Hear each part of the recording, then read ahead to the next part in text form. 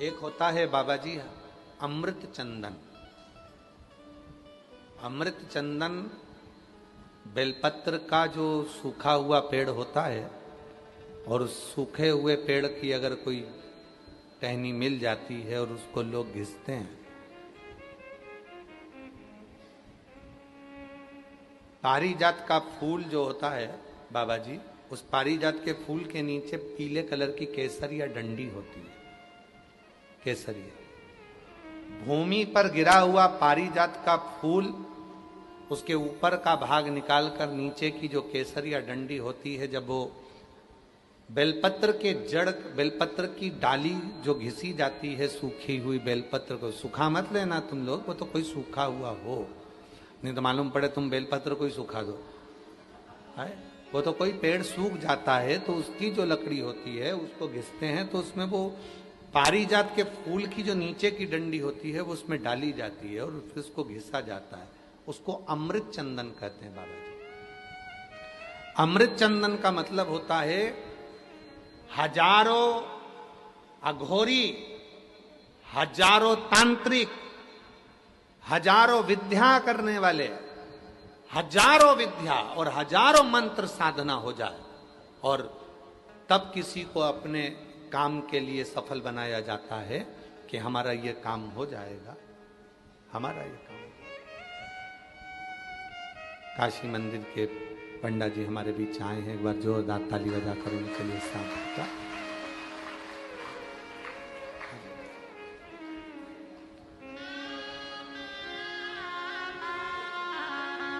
हमारे बीच में श्री अर्चक श्री काशी विश्वनाथ मंदिर के श्री राजेश पाठक जी हमारे बीच आए, एक बार जोरदार ताली बजाकर।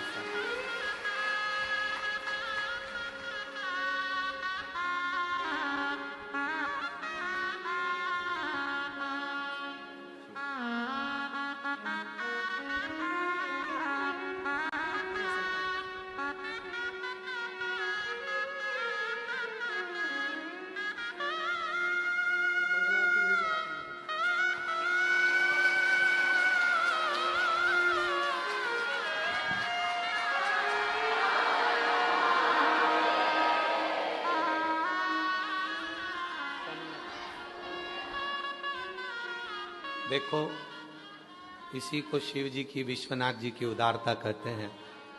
चंदन की कथा चल रही थी और चंदन आ गया। बेलपत्र की कथा चल रही थी, बेलपत्र आ गई।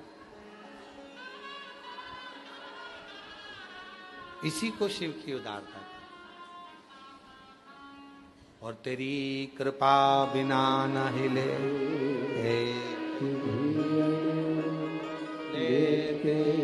श्वास तेरी कृपा से बखान क्या करूं मैं रातों के ढेर का, चपटी बबूत में खजाना कुबेर का। हे गंगाधार मुक्ति द्वार ओंकार तू, भोले ओंकार तू, आयो शांति शंकर।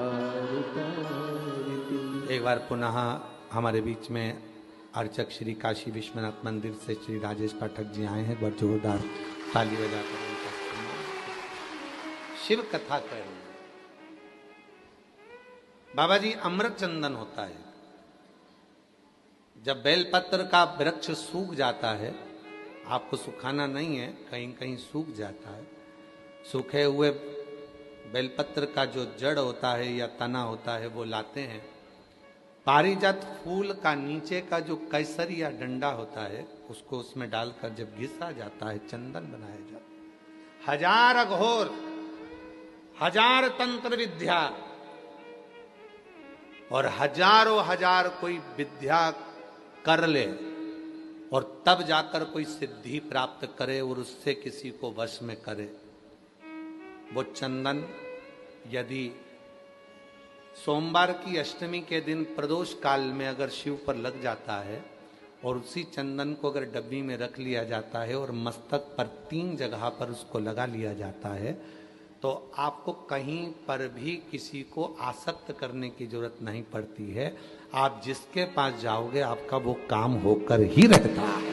उसको अमृत चंदन। 1000 तंत्र में, 1000 विद्या में, 1000 तो भैया हमारा ये काम है कर दोगे क्या, भैया हमारा ये काम है कर दोगे क्या। और आप पहुंचे और उस चंदन को अपने मस्तक पर लगाकर प्रैक्टिकल करना। सियोर वाला बाबा झूठ तो नहीं बोल के जा रहा है। अगली बार आएंगे तो पकड़ लेना।